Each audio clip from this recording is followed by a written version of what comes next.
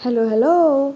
Welcome to day 3 where we will be making dish starting from the letter C. I chose to make Chousela because this is very underrated and a staple food of region Chhattisgarh.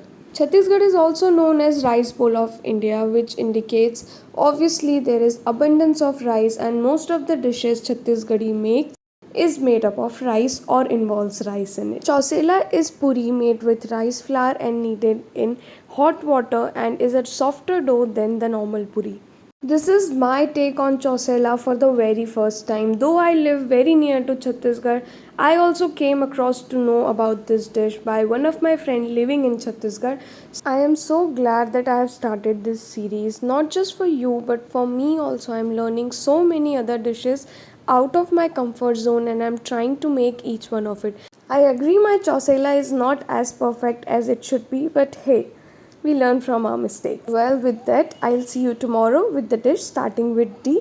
Till then, please follow me. This is Sakshi Sati signing off.